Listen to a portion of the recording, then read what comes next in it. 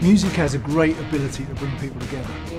That's why festival season is so important. To celebrate the launch of Eurostar's Traction Festival, Q magazine have put together a list of the most iconic festival moments of all time. At number 11, you've got Muse. Number 10, Johnny Cash. Number 9, a gig that I would have given anything to be at, and that's the Rolling Stones in Hyde Park. Just a few days after Brian Jones was found dead in the swimming pool, it turned into a kind of memorial concert for them.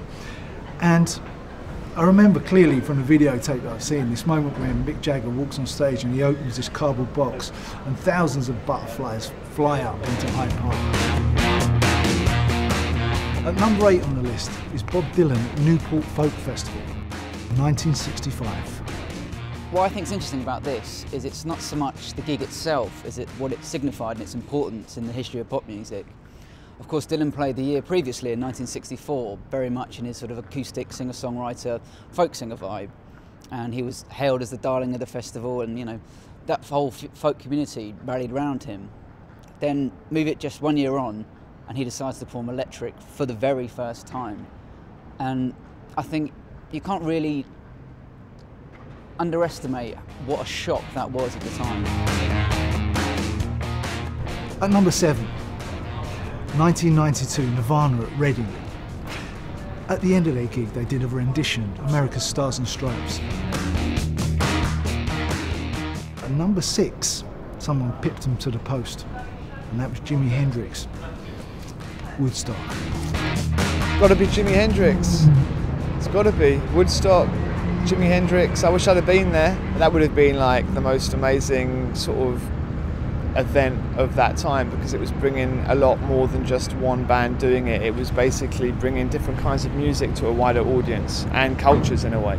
So I think Jimi Hendrix, that would have been the concert to be at.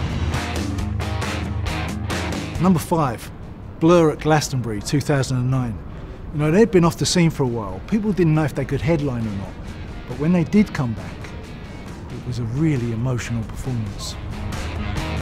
I think when Blur had announced they were getting back together and they started playing some smaller shows, there was a wave of relief and excitement amongst the general public that one of Britain's favourite bands was finally getting back together again.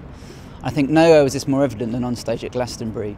I mean, you can see it in the band's faces when they're performing. Just the love coming out of the crowd for that band and those songs was overwhelming. At number 4, U2, Live Aid 1985.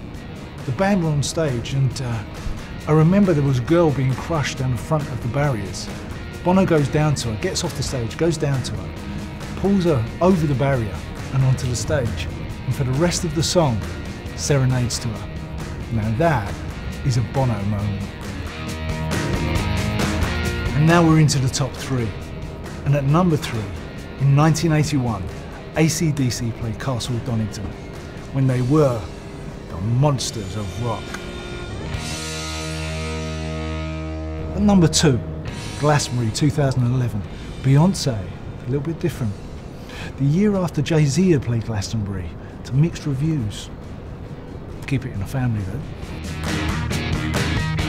At number 1, it's 1985, and it's Live Aid, and it's Queen.